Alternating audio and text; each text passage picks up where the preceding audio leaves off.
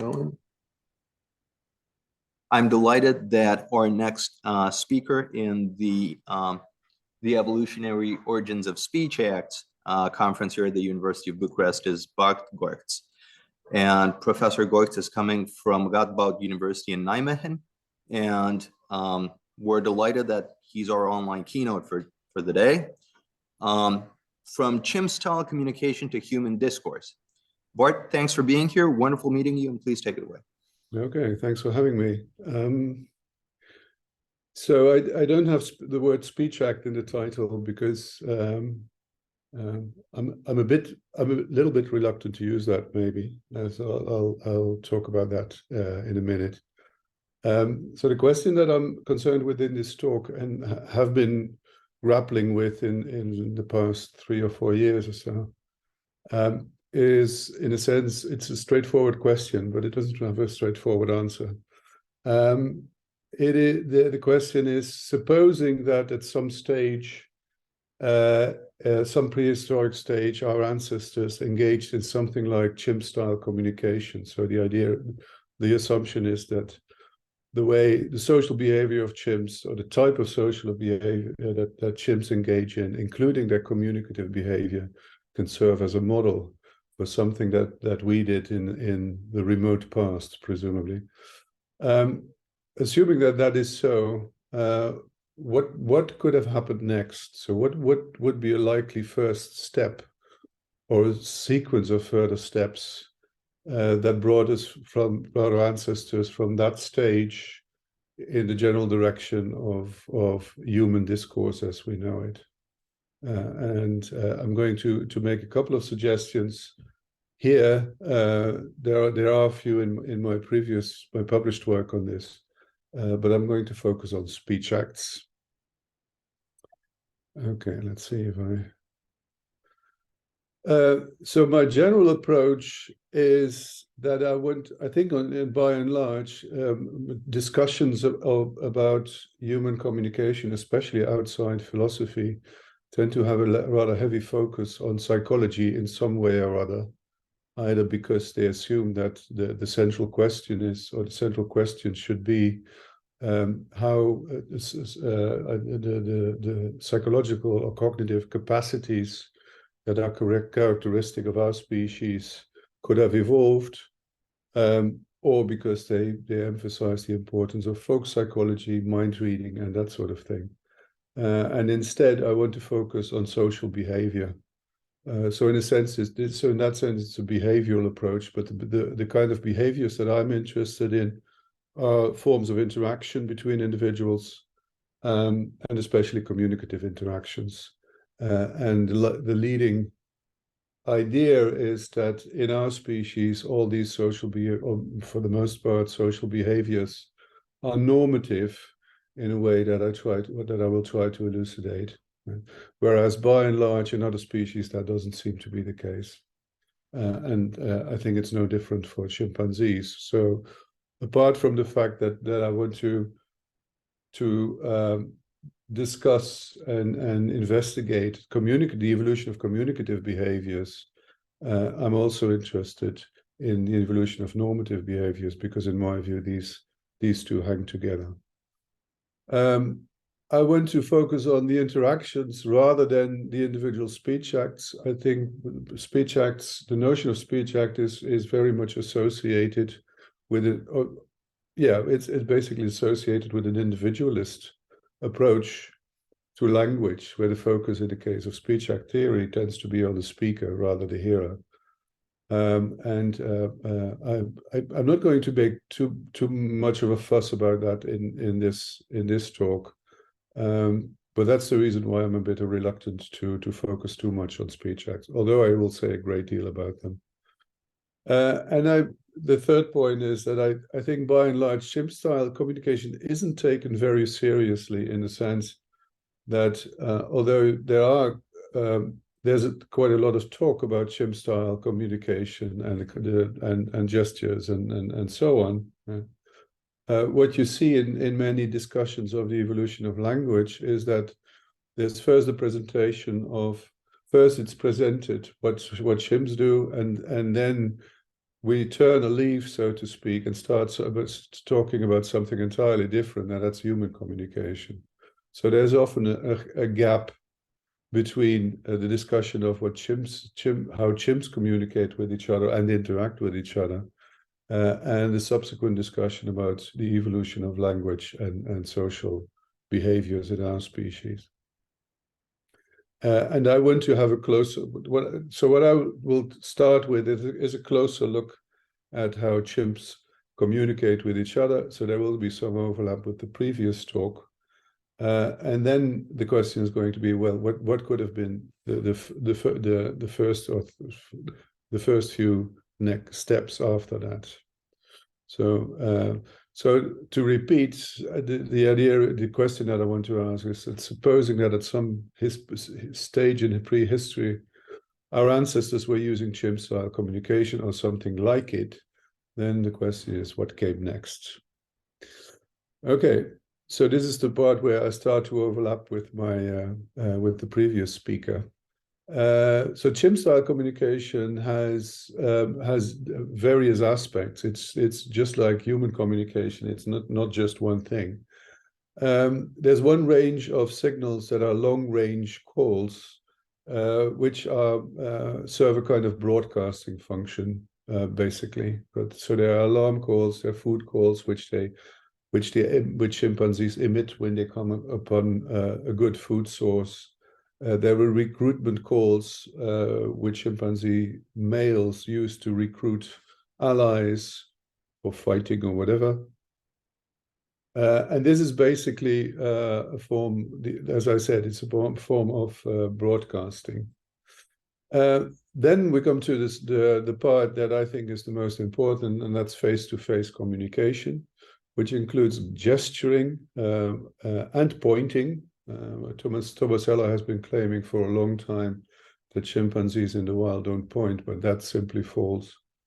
And I think even Tomasello would agree now that that's false. There are facial, and I'll say a bit more about that on the next slide. There are facial expressions like chimpanzees make a play face in order to make it certain that the other party understand that they're playing and not that it's not for real what they're doing. There's lip smacking, for instance, which they use while grooming in order to encourage the other party to continue grooming and so on. There are various kinds of vocalizations, which I think short range vocalizations, which are not as loud as the long range ones. I think by and large, these are relatively poorly understood, but they seem to be used for greeting. They are used for, there's a kind of, I think it's called the quiet who, which they emit every once in a while when they're resting or about to go to sleep or to bed. And it's not entirely clear what the function of these things are, but I mean, we know quite a bit more, or quite a bit more is known about gestures than about the other things, I think. I think it's amongst people who are concerned in pragmatics with discourse and language use. I think that it is a consensus that the face-to-face communication is the most basic form of language use in humans, and I think it's the same in chimpanzees. So this is the most prevalent. It's the one that it's the context in which children learn to communicate with each other, and there are a number of other further reasons why it's the most important form of communication. And I think it's for those reasons it's also the most relevant for the evolution of language use. Face-to-face communication is, I think, in chimpanzees at least, I mean, I think basically it's the same for humans, is mainly concerned with coordination and a special form of coordination which is cooperative. So cooperative, as I understand it, cooperation is a special kind of action coordination. And in chimpanzees, that's in the moment. That's an important point. So they basically deal with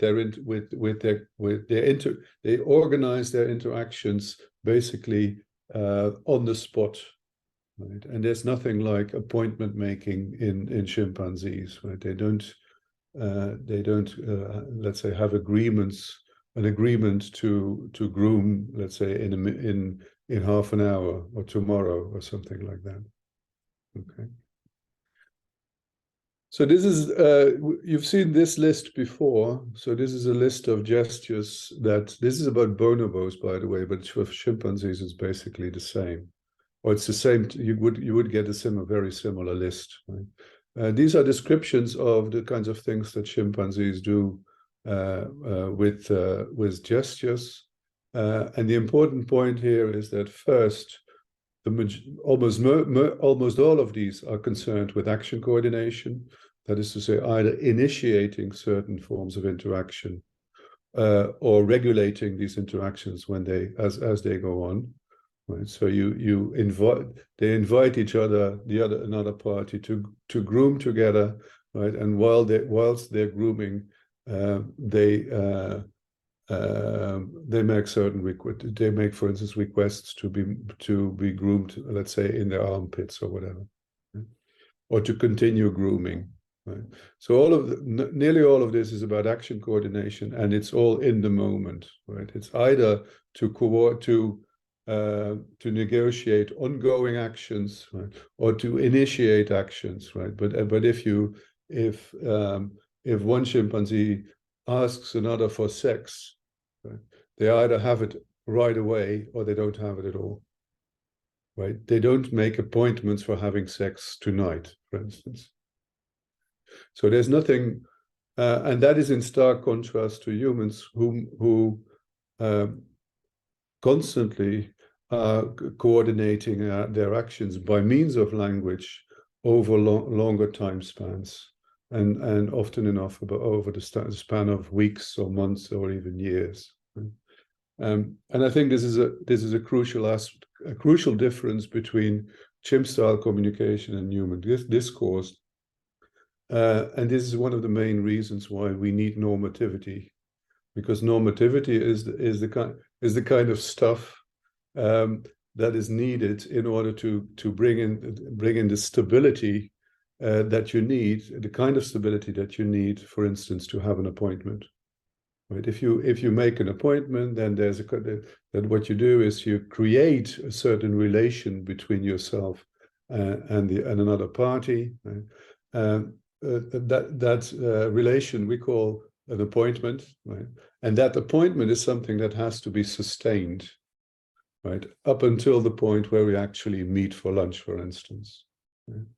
And I think perhaps the most important reason why we have normativity is that it allows us to have that sort of appointments and other types of commitments. So what came next? Right. So here I'm repeating myself a bit. But in chimpanzees, face-to-face communication generally serves to negotiate joint activities in the moment, grooming, traveling together, playing, sex, and that's about it. I mean, the repertoire of topics of conversation in chimpanzees is relatively restricted. But it's in the moment, in the sense that it's not long range, right? There's nothing like appointment making or promising to do something tomorrow, and so on. Right? And I think the most likely developments from this type of stage onwards were first in the general direction of what I call telic speech acts. I don't think it makes sense to say that chimpanzees make requests or commands or so on, because that's not the kind of thing that chimpanzees do. Right? But if we had to, so if you ask yourself, what could they be, if we have to call them proto-speech acts, what would they be? Well, they could be directives, they could be promises in some cases, like suggestions for actions, proposals for actions. And a very interesting special case would be cohortatives, right? So if a chimpanzee produces a signal that we might translate as a request for grooming, right, that might just as well be a cohortative, let's groom, or a suggestion like, I'm ready for it. Are you ready for it too? Right? And what I mean by telic speech acts is this is the class that Searle would classify as having a word, what is it? A word to word fit, right? So you have something like there's a projected activity, right? Like grooming, right? And that is a kind of goal state which you can make true or not, right? So that's what I call a telic speech act. So assertions are not telic in that sense. There's, I think, longer term coordination and cooperation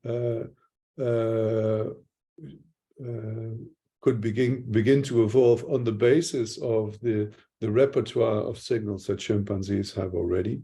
Right? And I think that assertions came later. The reason why I think they come later is that when you look at face-to-face communication in chimpanzees, there's nothing that at least as far as I can tell, that suggests that this is where something like a proto-assertion is made. And the reason for that, the main reason for that is that all of the things that, but practically all of the things that they do face-to-face are of the telic type, if you look at them in terms of speech acts. Okay. Very briefly about long-term coordination, because I have a paper on this and I want to focus more on the speech acts. I think there's two requirements to get from chimp-style communication to let's say, for instance, appointment making in humans. Right? One is that if I propose to you to have lunch at noon, for instance, I need some sort of response from you. I need an affirmative response. Otherwise, we don't have an appointment.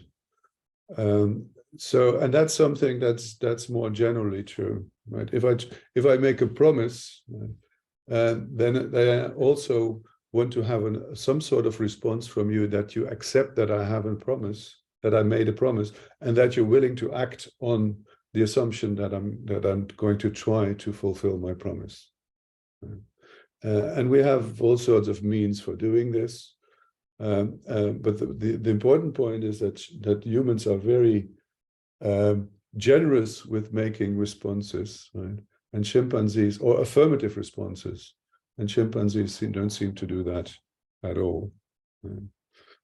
So what we need is something like, some sort of signal that this invitation to groom is accepted, right? And the simplest way of doing this is to reuse the signal, right? So A could say, let's groom, and B could answer by saying, let's groom, or gesturing, let's groom, right? So you don't need a richer language for doing this. You don't need a richer inventory of signals. Note that if B responds as he does in this example, then that implies a kind of promise. Right? He commits himself to act in a certain way. The second thing that you need is if you want to create, if you want to have a commitment, or for instance, if you want to have an appointment which involves similar commitments on the part of both parties, right? You need something to sustain that appointment, right? That's something. And there's, of course, a psychological aspect to that. I mean, you need memory and motivation for that. There's also a social aspect to that, and that's the part that I'm interested in. You need something like normativity, right? So you need to be able to remind the other party that you have an appointment. You have to correct them when they seem to be get ready to act in ways that will prevent them from honoring their commitments, and so on. Yeah. So that's where normativity comes in to help sustain, to bring the persistence to normative relationships like appointments. Okay. So let's turn to speech acts. When you look at Searle's work on speech acts or other speech act typologies, there seems to be more or less a consensus that you have three major types. There are a number of minor types as well, but I'm focusing on these three. And the terminology that I use is a bit of a mixture, but it's not entirely standard. I think it's half Searle and half something else. So it's directives are requests, commands, and so on. Permissives are promises and etc. And the assertion is, of course, the paradigmatic assertive, but there are others as well. Okay, so these are the major speech act types according to many authors, and I'm not really concerned with the question whether this is the right typology or not, but I just want to use this to structure the discussion in this paper. Okay, my hypothesis is that I want to defend is that telic speech acts evolved first. So that's the directives and the permissives. Right? And the reason for this is mainly that I see that when I look at the way bonobos and chimpanzees communicate at short range, right? You can see the beginning of something like directives or permissives or cohortatives, right? But I don't see assertions there. Right? And I want to explore the idea that assertion evolved out of promises. Okay, so this is perhaps the most surprising idea. Okay, so let's focus on that. Right. So the common view is that when you describe asserting and promising in terms of commitments, you get something like this. You get two different types of commitment. Right. So the idea is, let's start with promising, because in a sense that's the simplest. If I promise my wife to do the dishes, then I'm committing myself to a certain goal, namely the goal of making the proposition that I will do the dishes true. Okay, so and if I'm what I want to so to be precise, my relation to that goal state is that it is true at the moment, from the very moment that I'm or that I want to make it true, at the moment where I'm making the promise. Right. So it is true now, right, that I will do the dishes at a certain point in the future. Okay. And then asserting a proposition or a proposition P commits the speaker to act in accordance with the truth of P. So, and in particular, that means that the speaker, so Brandon would say this implies that the speaker should be willing and able to defend that the truth of P. But there's lots of other stuff that may count as committing yourself to the truth of proposition. Broadly speaking, if you make a commitment like that, you commit yourself to act in ways that are appropriate in a world in which P is true. Okay. But the general focus when it comes to assertion is probably on discursive commitments, and that is that it has certain implications for what you should say and what you shouldn't say. Okay. I think this is, so if you formulate commitments or the analysis of assertion and promising in this way, I think you get something that is, there's a distinction to be made, of course, but I think this distinction is made in the wrong way. Right? And it is made in such a way that it looks as if you have two disjoint type of speech acts. And what I want to propose is something on which assertion or the results of an assertion are in a sense just more general than the results of a promise. Right? So promising is more specific. Okay. So what I want to propose is that if the speaker utters a sentence which expresses P, right, then he commits himself to the goal of making P true. We had that already, but also to act in accordance with the truth of P. Right? And that's basically what an assertion does. And if this is correct, then trivially the commitments that are associated or characteristic of promises are more specific than the commitments associated with assertion. Okay. So, what is the what is the motivation for adding this second clause? The idea is the following. Basically, this is an idea that is very common, I think, in theories of planning. Right? So if you commit yourself in a certain way, if you commit yourself to a certain goal, right, then what you should do is you should start making plans for making that goal stay true. Right?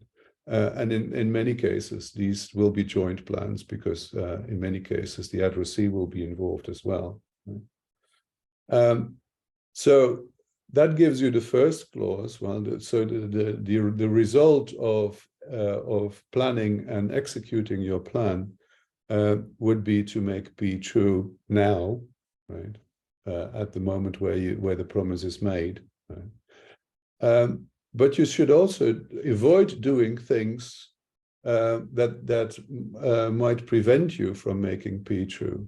So in a sense, you have to, in planning your actions in general, right, if you're not specifically concerned with planning P, of making the necessary steps towards making P true, right, you should act on the assumption that that P is going to be true.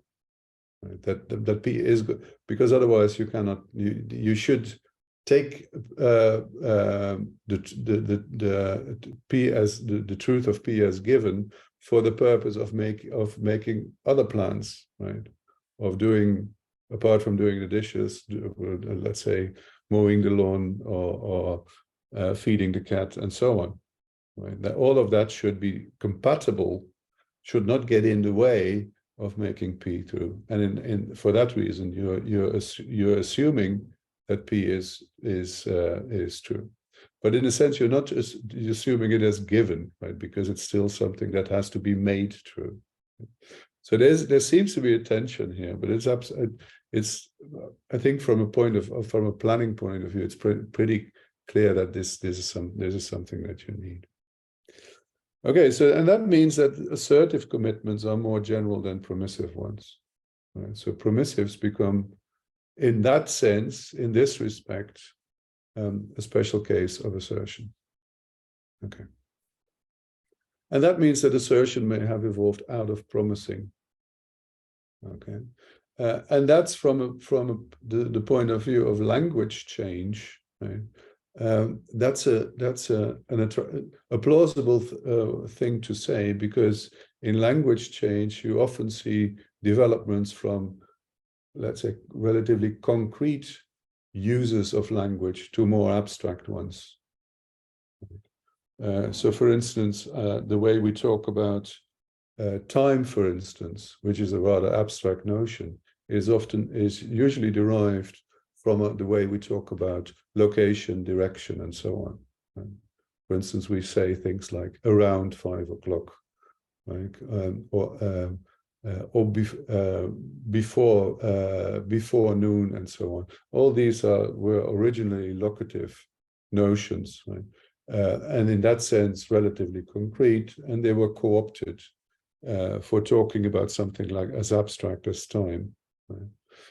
So the general direction of language development is usually from the concrete to the abstract, from the more specific to the more general. Right? And then the second point is that in this way, if we analyze promises in this way, right, then certain affinities between the two speech act types are readily explained. Right?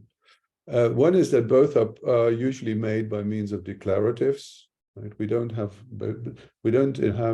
special means for expressing promises. Right? Both can be true or false. A promise can be true or false, and an assertion has the same features, of course. Right? We say things like I promise that the sun will shine tomorrow, where the speech act verb for promising is clearly used to make an assertion. Right? It doesn't seem that promising and disjoint and assertion are as disjoint, given the fact that if A asks, is that a promise or an assertion, then B can say both. So that's that's something that you observe. You can readily on the internet. You can readily find examples of that. And the puzzle of the permissive gap is solved. Okay. So what's the permissive gap? It has to do with the first point, which is that typologically speaking, promises don't seem to be very much distinct from assertions. So here's the picture. If you take on the left this rough division in major speech act types, assertions, promissives, and directives. And on the right, you see the major sentence moods. So the major grammatical sentence forms, which are declarative, imperative, and interrogative. Then you see that they don't really match one-to-one. That's pretty obvious, right? So let's start at the bottom, right? Imperatives and interrogatives are clearly distinct in many languages. I shouldn't quantify here. There are quite a few languages where these two are distinct. I think interrogatives, especially WH questions, are somehow marked in the majority of languages. Yes, no questions seem to be different. How much time do I have left, by the way? You're doing quite well with time. I'm assuming this is the second half of your talk. Oh, okay. And if you happen to end early, there's more time for Q&A. Yeah, sure. Okay, interrogatives. Questions are in speech act theory are often subsumed under directives, which seems to be basically okay, although maybe that's not always correct. But I'm more concerned with assertions and promises, and basically these don't seem to be different from a typological point of view when you look at grammatical forms. There's a bit of discussion in the literature about certain ways of marking promises in some languages, but by and large the picture is that the same grammatical sentence form is used for assertion and promises. Okay. So it's clear that language use and grammatical form don't seem to match up very neatly in these cases. Right? And most worryingly, there's this permissive gap. So the paradigmatic form of promising is the declarative, and that's, I think, true in all languages. And the distinction between promises and assertions is practically never marked grammatically. So I'm hedging a little bit here, but the basic picture is that they are the same. So there seems to be a gap here, right? So the gap is, why don't we have a special form for promising?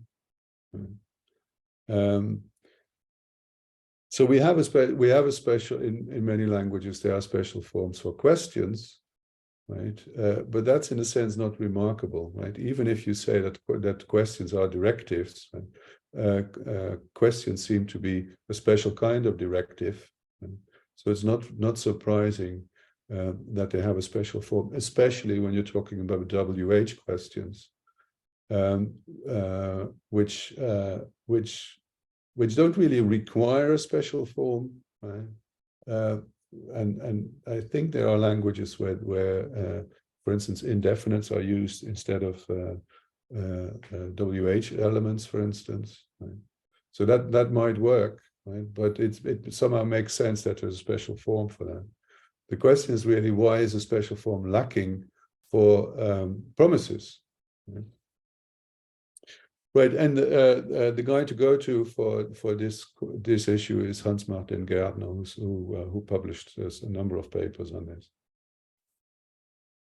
But it is only a problem on the assumption, and it's a widespread assumption, that assertion and promising are disjoint categories. Right? So that's the case on the analysis in terms of commitments that I showed you. And if commitments, if speech acts are analyzed in terms of communicative intentions, you usually get a distinction along the lines of the distinction between beliefs for assertion and intention for promising, right? But on my account, this need, as I've shown, this need not be the case, right? So on my account, promises are, but I would be a bit reluctant to say that promises are a special case of assertions, because probably Mitch is going to hit me on the head if I try to get away with that. So I'm a bit more careful, and my claim is that when you look at the commitments that are typical of promises and assertions, a case can be made that the assertive commitments are more general than permissive commitments. Okay. So here's a summary of what I've been suggesting. So what would have been the next few steps? And I think this is also a likely way of ordering the elements that I've proposed. First is we need affirmative responses produced by the hearers to indicate that they agree or that they don't agree, and so on. Right? And that's crucial for appointment making, for instance, but it's more generally something that speakers and hearers do. You need normative dispositions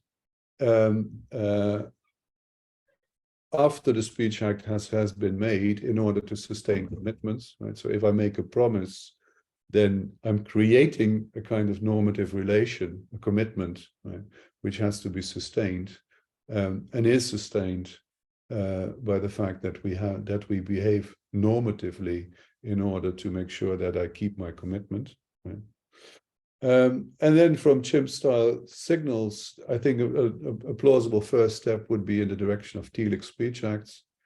So that these could be directives, promises, and cohortatives. Maybe directives and cohortatives are the most likely candidates. I don't know. But I think they're all or maybe they're equally likely. And then I've shown, or at least tried to show, how it might have been possible to get from permissives to assertives.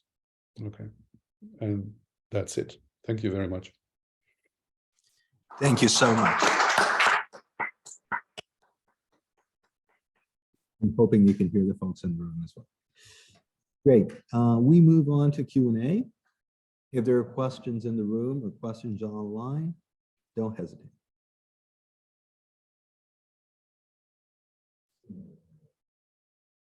I think that was a clap, but let me break the ice and ask a question from the next to last line, where, yes, this one. So I was wondering if you want to speculate on the evolutionary order of appearance, so to speak, of directives, promises, and cohortatives. So yeah. One might say, sort of in a sort of a priori fashion, that, you know, if you take cohortatives, let's so-and-so, and then you apply it to the first person, you'd get promises. And if you apply it to the second person, you'd get directives, right? And so that's too sweet to be true. So I was wondering if, Yeah, I considered that. I mean, but that's probably not the case. I mean, the basic problem is that when you look at Well, this depends on your theoretical framework, right? So if you think that if you look at it from a psychological point of view and define directives, promises, etc., in those terms, right? Then you should be, and if it's possible to get clearer about the motives that a chimpanzee has in order to when he or she produces a grooming signal, right? Then psychology would tell you, well, this must be an imperative because he wants this, right? And this is his way of trying to get his to the other party to groom. Right? If you look at it in as I do from a perspective in which commitments more, let's say, are more important to understanding what speech acts are and what they do, right? Then I think the answer is there's no fact of the matter, right? It's simply unclear. If it's simply unclear and unclear for principled reasons what in general chimpanzees do when they produce a grooming signal, right? It could be one of these, right? And another thing is that if something like the second step came before the third, right? And I'm not sure about that, but I think it's, I mean, if you think as I do, that commitments are really important things, right?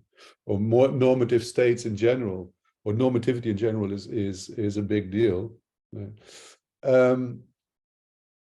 Then on my account of commitments, I cannot have a commitment to you unless you agree that I have that commitment. Right? So that means that, so I had this example here.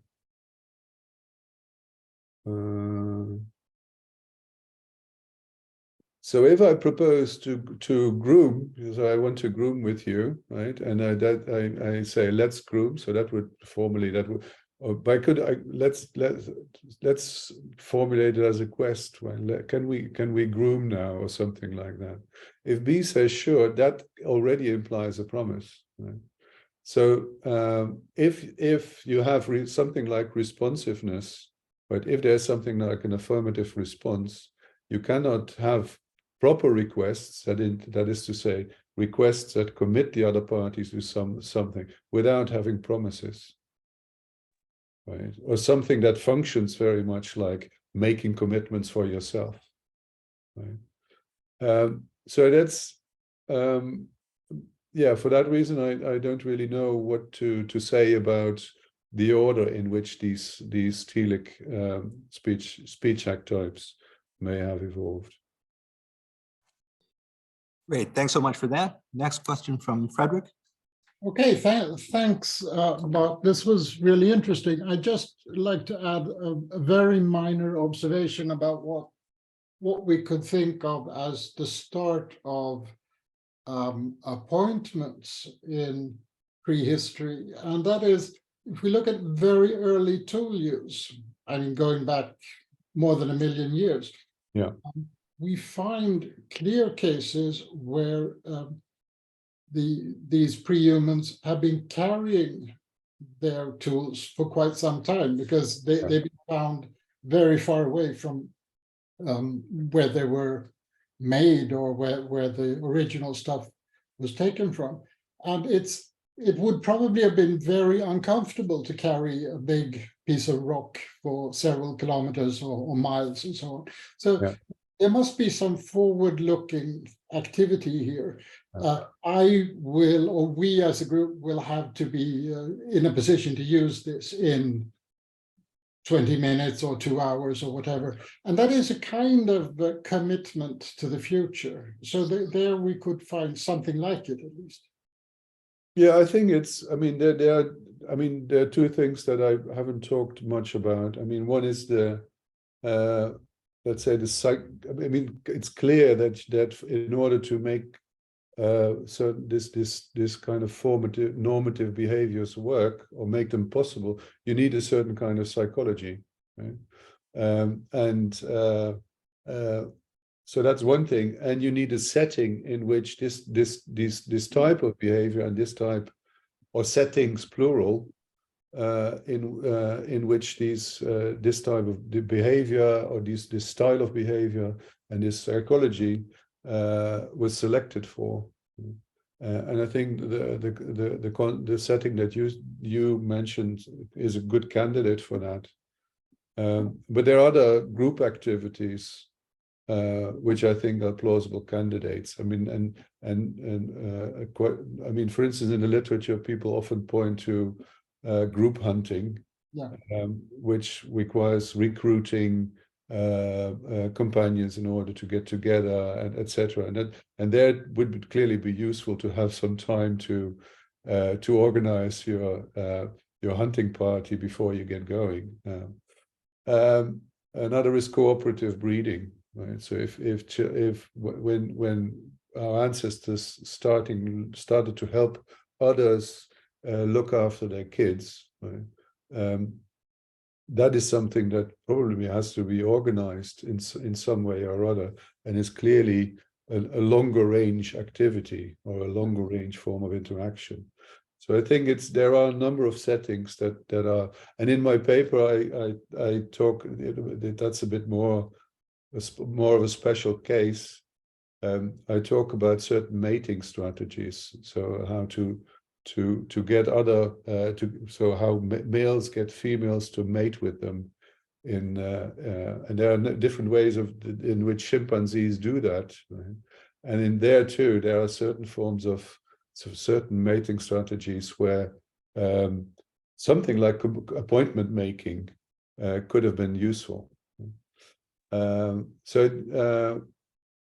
I think the suggestion that you make, I fully agree with, but ideally you would like to have a spectrum, a range of possible settings in which this sort of thing might have been useful.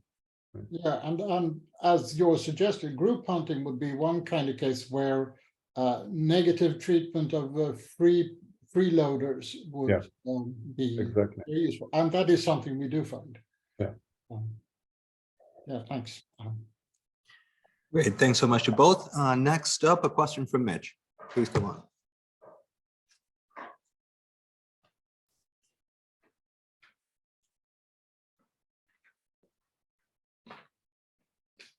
Thanks so much, Bart.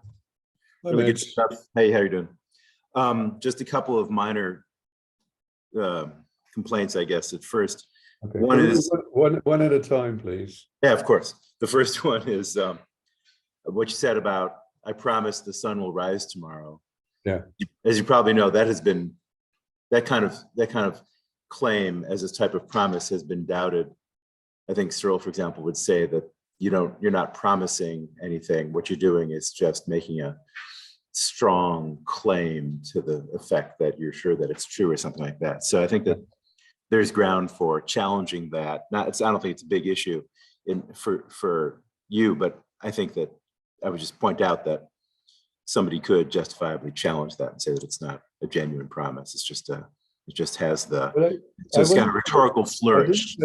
Yeah, I mean, I merely wanted to, I mean, I think the slide was entitled Affinities between assertion and promising, right?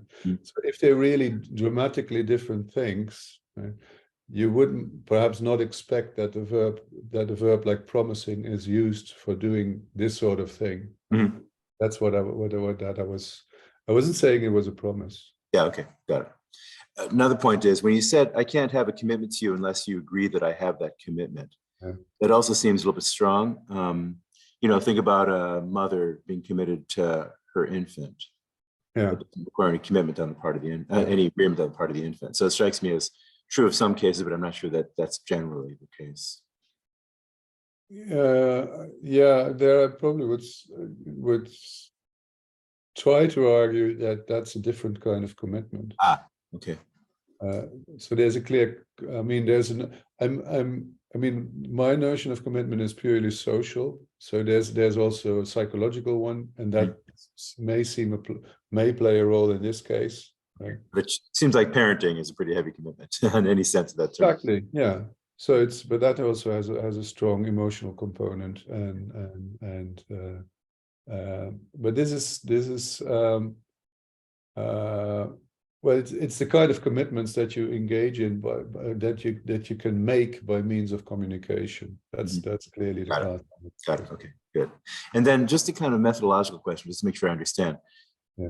It's puzzling sometimes to me that people put as much emphasis on what we can learn from chimpanzees as they do in the study of the evolution of language. I mean, after all, chimpanzees are evolutionary cousins, not our evolutionary precursors. Yeah. You know, we have this enormous gap in the archaeological record about what Homo ergaster and erectus and habilis were doing 200, 300,000 years ago. Sure, it'd be nice if we could find out more about that, but it's very difficult to find out what they're doing communicatively. So I take it that your methodological idea is, okay, chimpanzees aren't our ancestors, they're our cousins, evolutionary speaking, but we're hoping to use them sort of a stand-in for what we are guessing maybe Homo erectus might have been doing communicatively 500,000 years ago or something along those lines. Is that a correct way for me to think about?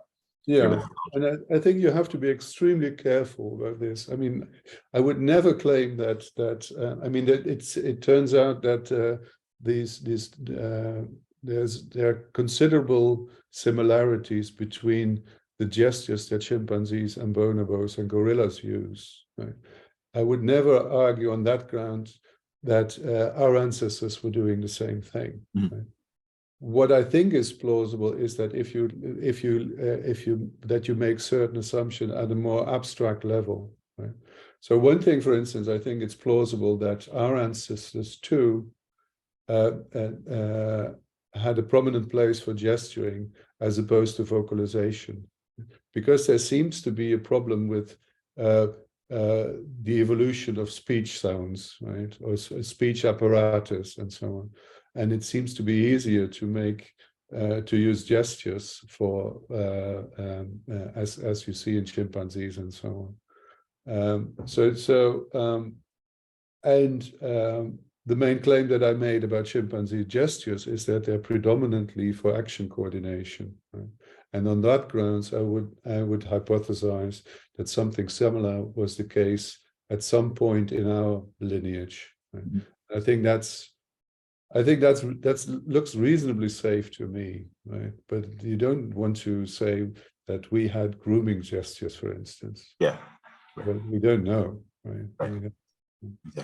Chimpanzees could be very misleading as a sort of model species. Yeah. Good. Thanks so much. Okay. Thank you. Great. Thanks both. And if there are some more comments, questions, rejoinders, Christina, please go ahead. I was wondering whether one might argue that promise requires delayed response. Then probably most of the cases when we have chimpanzee communication, I don't really, the sound is very bad. I don't really understand. Sorry. So one might argue that promises require delayed response. Yeah. And if argue that chimps cannot have delayed response, so in a sense cannot have promises because they more here and now. Did you hear it? I think I heard half of it. I'll try and see if delayed response, and the chimps live in a here and now, and it cannot have delayed response for. Yeah, I think it's. I mean, I'm not sure that here and now. I'm not sure that chimpanzees cannot do delayed responses. I'm not sure that chimpanzees cannot make promises.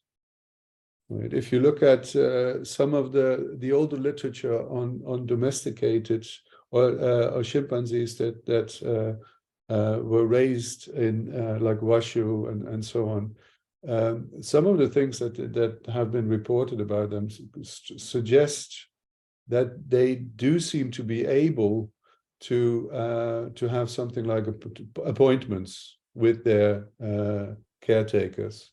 Right? So my main point is that, as far as we know, in the wild, chimpanzees don't engage in that style of behavior. Right?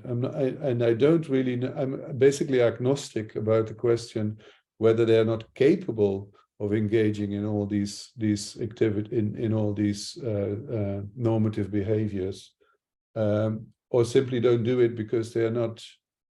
It's sufficiently relevant for them. It's not selected for in any way. So I only heard half of your question, but I hope this answers it. Thanks. Okay, thanks both. And if there are other comments, rejoinders? And if not, please join me in thanking Professor Geurts. Thank you.